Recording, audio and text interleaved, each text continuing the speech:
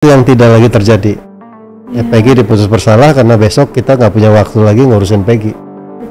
Penindasan terhadap perempuan, oke, sekarang kita ribut tentang penindasan perempuan, besok ada topik lain. Semua tiba-tiba menjadi ahli hukum di sosial media.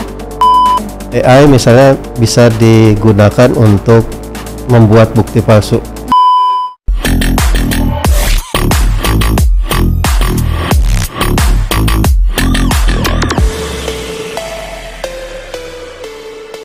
Selamat pagi, siang, sore, ataupun malam, kapanpun ya Lo Squad menyaksikan podcast kali ini. Balik lagi di Sriwijaya Cast, say low, Say it loud.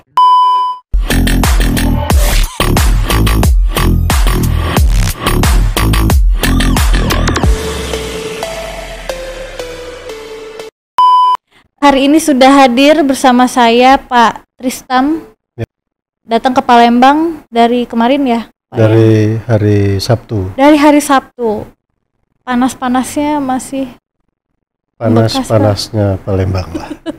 Panas-panasnya Palembang masih ya Pak ya. Walaupun sekarang hujan tapi masih terasa panas ya Pak ya. Beda dengan Jakarta, beda dengan Semarang, beda dengan Surabaya. Iya, panas tapi sudah cuci pempek Pak di Palembang. Sudah 3 hari ini makan pempek. Pempek terus. Karena kita di Palembang ini sarapan aja udah makan pempek Ya, nih Pak. Bukan, katanya cukup aja jadi kopi. Iya, diminum. Ya. Bener Pak.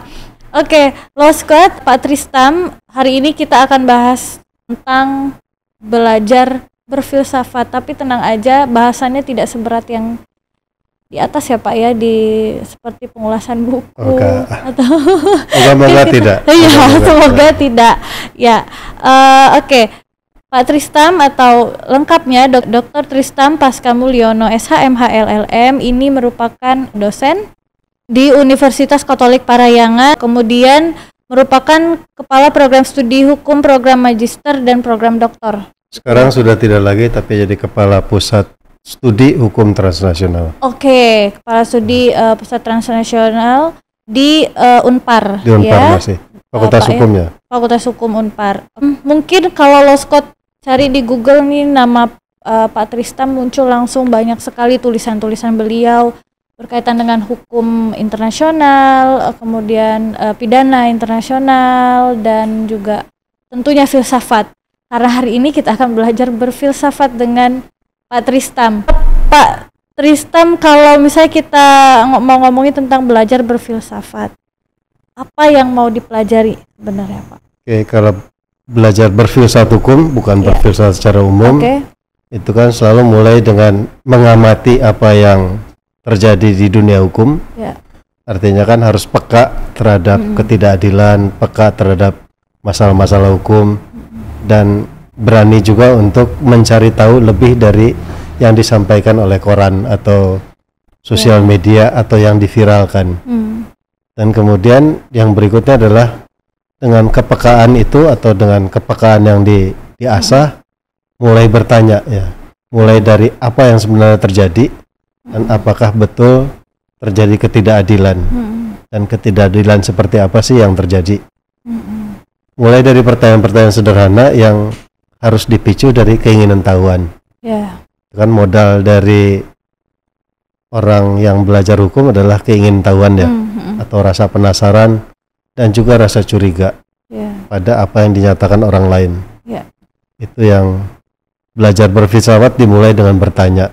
Dan bertanya kan gak usah susah-susah ya. Gak usah tentang makna kehidupan, tapi tentang apa yang terjadi dan apakah betul ini bidang hukum. Kalaupun bukan bidang hukum, sumbangan hukum apa sih? Jadi prosesnya sederhana ya, mulai dengan bertanya. Nah, apakah menurut Pak Tristam, kita lihat generasi yang sekarang, keingintahuan itu justru makin tinggi dengan generasi yang sekarang, atau justru lebih baik generasi-generasi sebelumnya? Mereka tertarik pada hal yang berbeda dari generasi sebelumnya ya. Kita bisa bandingkan misalnya gerakan mahasiswa 78 dengan gerakan mahasiswa 98 dengan gerakan-gerakan mahasiswa sekarang. Nah, itu sangat dipengaruhi oleh sosial media ya, dan gawai. Sekarang mahasiswa yang bahkan ada di kelas itu konsentrasinya lebih terpusat pada gawainya daripada dosen di depan. Dan kalaupun bergibah tentang dosen kan lewat WA atau Line atau apapun ya. Dan dari sosial media kita bisa lihat bagaimana mereka mencari pengetahuan atau juga rentang konsentrasi ya. Maka yang sekarang terjadi adalah sosial media menentukan apa yang kita bisa ketahui dan bagaimana kita mengetahuinya. Dan kadang-kadang yang diketahui cukup permukaannya saja. Karena kan berita-berita sosial media atau Twitter atau apapun kan hanya boleh pendek ya. Jadi pengetahuannya luas tapi semuanya pendek-pendek. Jadi itu yang menjelaskan kenapa orang begitu mudah marah, tapi besok lupa. Begitu juga mudah suka gitu mudah suka. Ya apa yang diviralkan itu disukai, tapi besok diganti lagi dengan yang lain. Tapi rentang konsentrasinya pendek ya. Betul. Sehingga apa yang viral sekarang besok udah nggak ada lagi yang membicarakan. Nah itu agak buruk kalau untuk masalah hukum ya. Misalnya rempang, mungkin sekarang semuanya kenal rempang. Ini bisa diganti dengan sesuatu yang lain, kemudian rempang dilupakan. Nah untuk membereskan masalah hukum itu kurang baik. Karena memang ternyata sesuatu yang seharusnya menjadi perhatian gara-gara hal lain yang mungkin diviralkan gitu melalui media sosial jadi terlupakan gitu ya Pak ya. Atau kita terjebak dengan apa yang ingin ditampilkan sebagai ketidakadilan oleh media sosial. Sehingga semua seolah-olah jadi ahli hukum ya. Betul.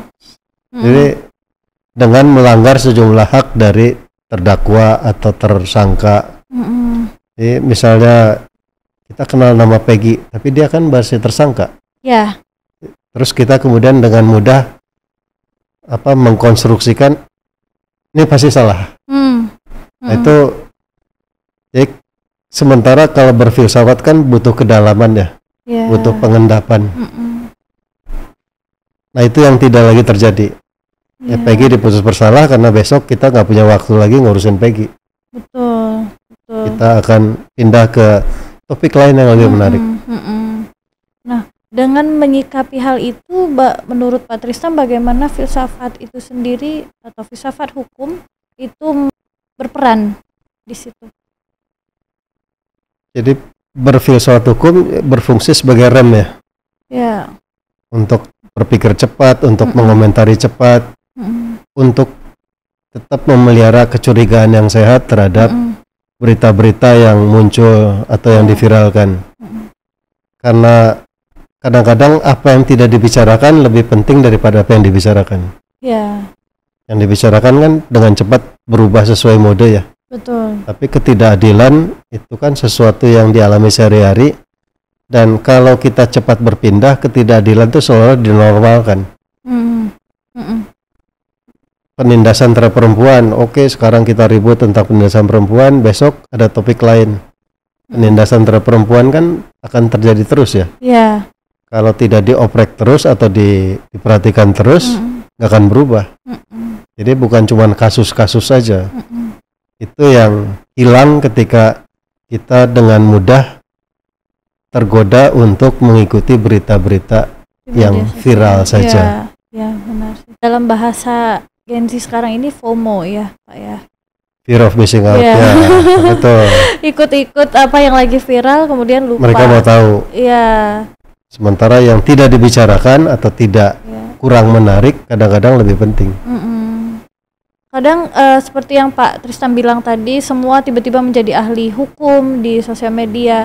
Bisa kita ambil contoh, salah satunya itu di TikTok. Itu saya beberapa kali lihat Pak, ada yang klaim dirinya itu sebagai edukator hukum. Jadi kita tidak menyalahkan pemikirannya, tapi juga seperti Pak Tristan bilang, kedalaman pengetahuan itu kan, apalagi itu disebarkan di media sosial yang sangat mudah diterima oleh orang lain, dan itu hanya sepotong-sepotong. Betul. Itu. Nah, filsafat hukum ini misalnya kita untuk yang paham gitu ya, mungkin mengerti, tapi kan tidak semua lapisan masyarakat mengerti bahwa setiap hal itu harus didasari dengan ilmu-ilmu filsafat tadi. Itu gimana Pak? Kalau orang filsafat hukum berbicara pasti jadi susah ya. Betul. Tidak populer, tidak menyenangkan karena banyak hal yang kecil-kecil diangkat menurut mereka nggak penting-penting. Sementara kalau yang bicara di TikTok memang dirancang untuk menarik perhatian. Jadi kalau saya tampil di TikTok pasti akan jelas pengikutnya nol. Karena tidak menarik membosankan. Membosankan. Gitu ya, Pak. Sementara kalau yang terutama kalau perempuan kan punya modal cantik dan seterusnya, lebih mudah untuk disukai, like. Maka kadang-kadang kesan itu lebih penting daripada konten. Kalau perempuan yang cantik yang ngomong, orang pasti akan lebih memperhatikan daripada kalau saya ngomong.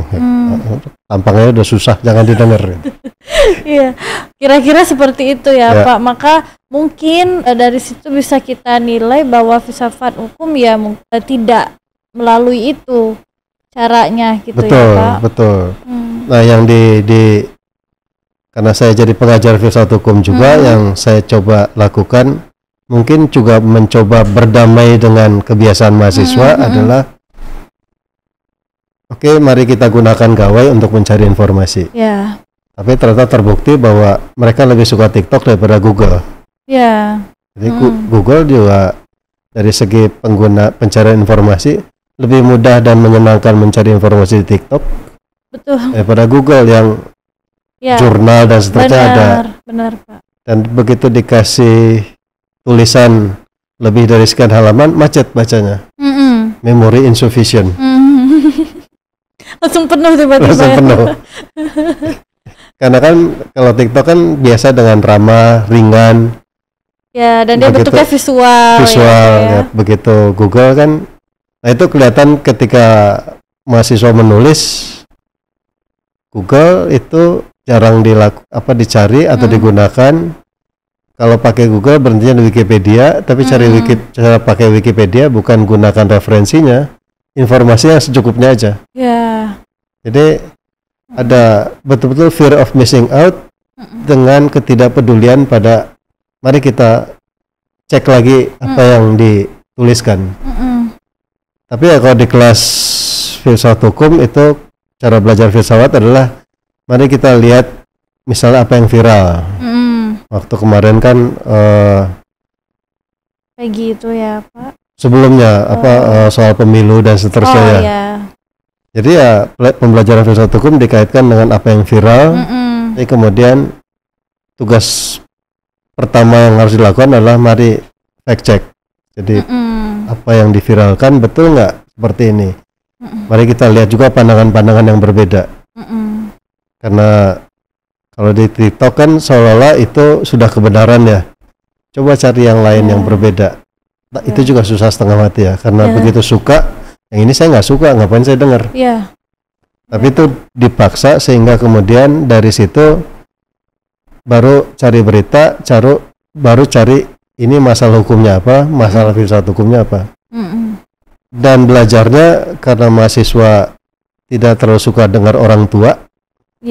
Dosen kan orang tua ya. Dan orang tua kan ini ngomongnya membosankan. Jadi buatnya lingkaran belajar. Biarkan mereka ngobrol dengan sesama mereka. Baru kalau mereka bertanya, dosennya kalau siap didengarkan baru dosennya ngomong. Kalau mereka kalau nggak siap didengarkan percuma juga kan ya, nggak didengar juga. Benar Pak. Karena bahasa tubuhnya jelas gitu. Begitu dosen ngomong mereka matanya pindah. Sudah ketahuan gitu ya Pak. Ketahuan. Nggak menarik gitu. Dan mereka sakau kalau nggak pegang.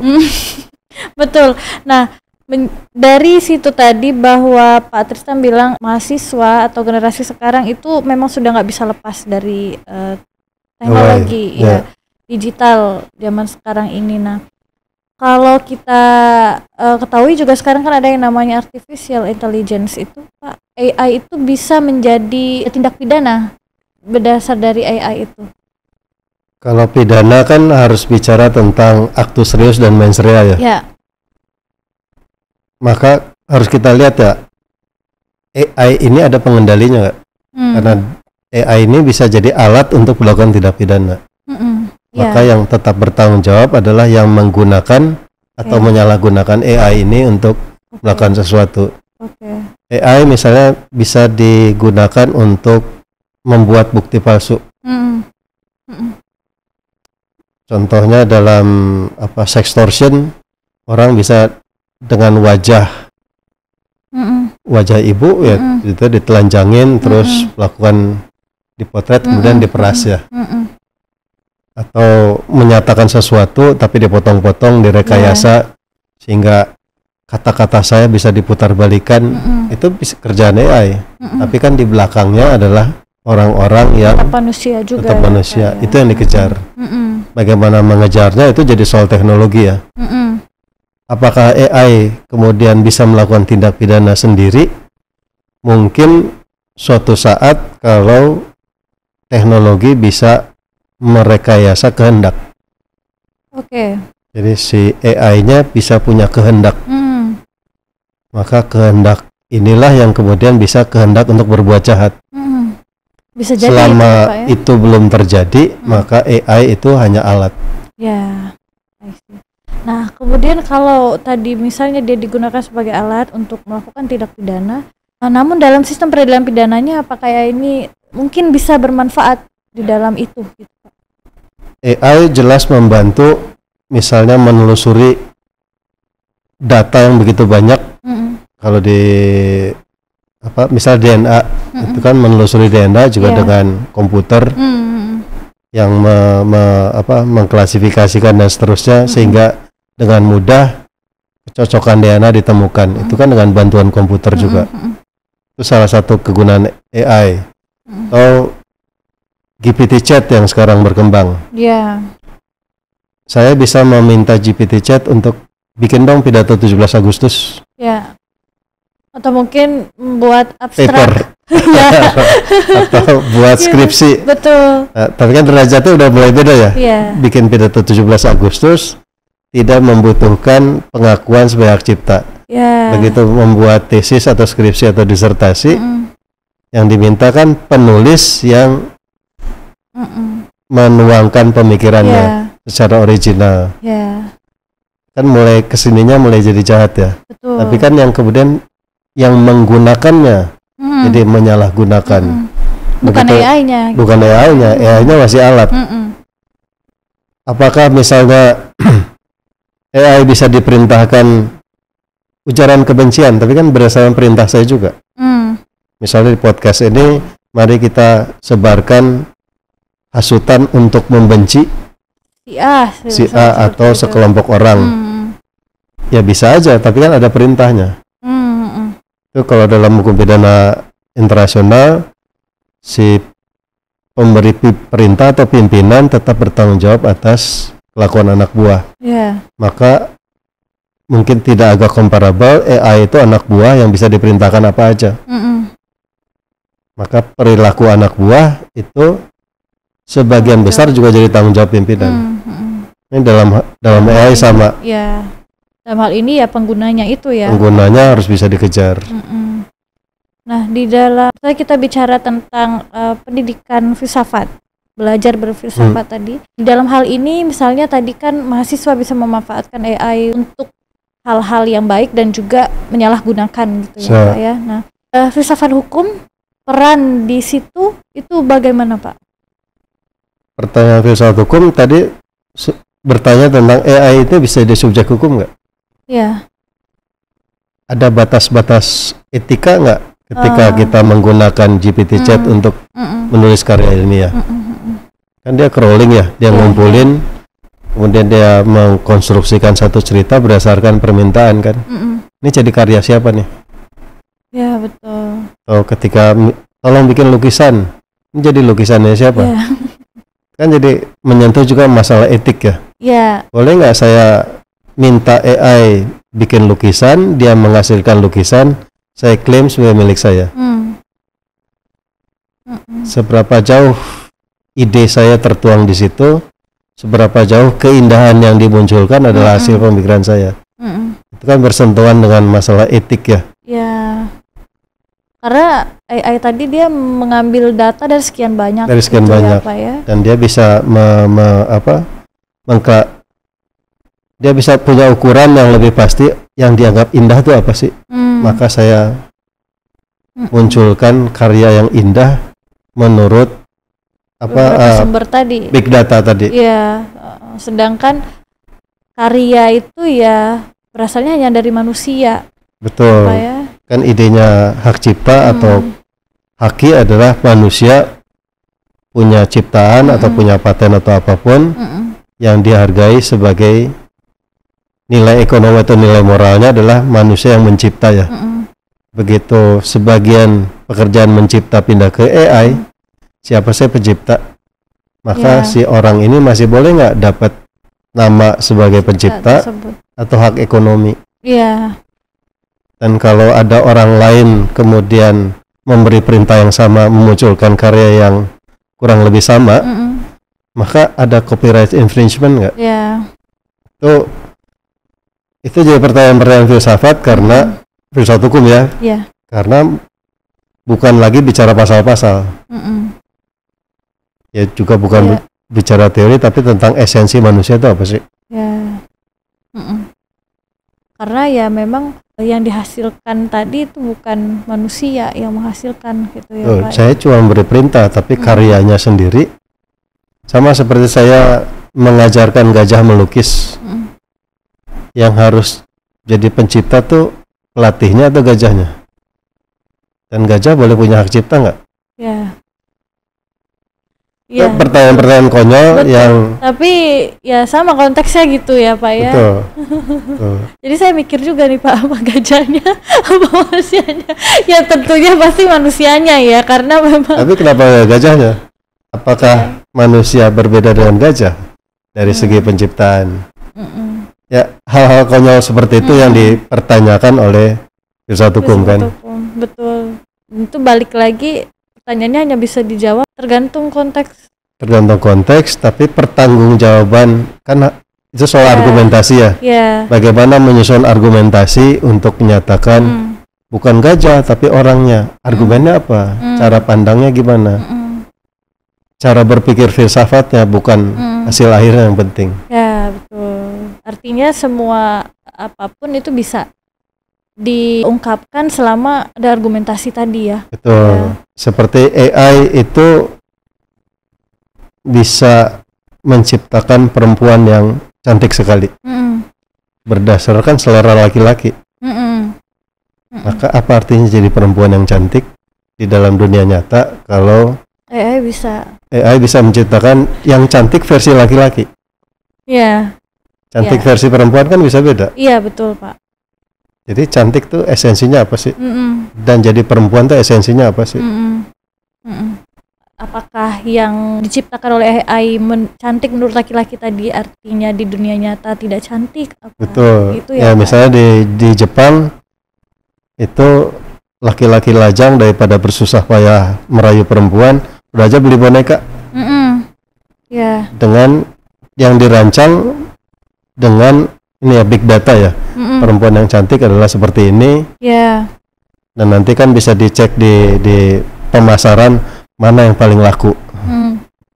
Hasilnya adalah laki-laki akan mencintai perempuan yang sangat ideal tapi tidak realistis. Nah itu juga bahaya dari AI itu kalau perempuannya kemudian dilengkapi dengan AI ya, bisa bereaksi, bisa. Iya betul. Mungkin itu di masa yang akan datang akan ada ya Pak ya. Ya kan udah ada komedi orang jatuh cinta pada Siri. Pada suara. Karena terlalu kesepian, temannya hanya Siri gitu ya Pak, ngobrolnya sama Siri. Atau di Jepang kan udah ada boneka-boneka. Iya yang bisa merespon gitu bisa ya. Bisa merespons. Yang nggak rewel kalau pulang malam gitu. Sepertinya ada hal lain yang secara nggak langsung diungkapkan sama Pak Tristam. Enggak ya. Ideal tentang hubungan perempuan laki bisa menjadi hilang ketika perempuan digantikan oleh boneka tadi ya. Iya Pak. Itu kan jadi mengasingkan laki-laki jadi realita juga. Kalau saya nggak tahu kalau di perempuan ya. Kayak apa lomba-lomba kecantikan juga kan jadi tidak realistis ya. Iya benar Pak. Nah, big data kan itu bisa kemudian memunculkan ideal yang sama sekali tidak realistis. Karena ya itu tadi datanya dia dari segala sumber. Betul ya, sama kayak lomba kecantikan kan ya. Lomba kecantikan punya standar. Yang tidak memenuhi standar apakah artinya bukan perempuan? Ya, iya. Itu big data dan kaitan dengan AI ya. Nah, itu dua harus dipisahkan ya. Iya.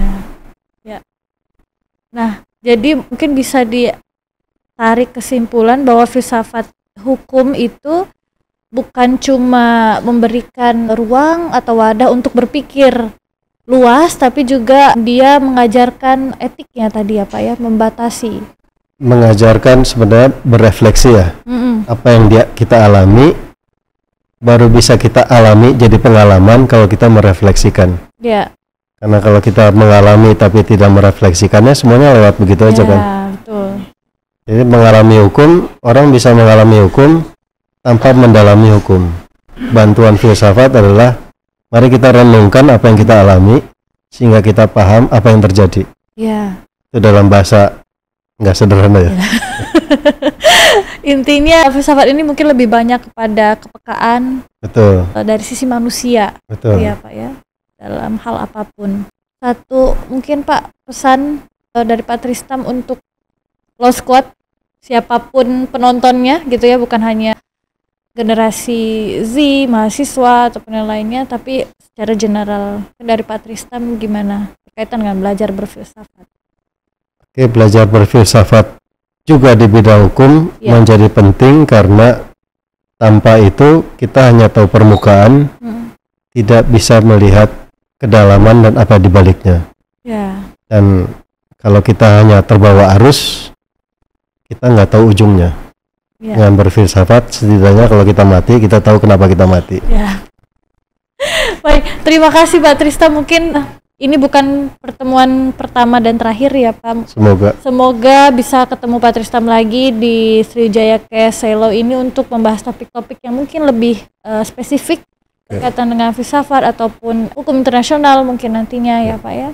Law Squad, jangan lupa like, komen, dan subscribe di Eva Unsri TV. Kita akan bertemu lagi dengan Pak Tristam di lain kesempatan dan next episode Sriwijaya Case yang tidak kalah spesial. Terima kasih, saya Almira dan Pak Tristam. Terima kasih banyak Pak. Sama-sama. Enjoy Palembang dan mungkin tinggal 1 hari lagi ya. Tinggal 1 hari lagi. Semoga nanti bisa berkesempatan lagi ke sini atau kita yang ke Bandung. Pak Tristam ya. Terima kasih banyak. Terima kasih. Sriwijaya Case, say low, say it loud.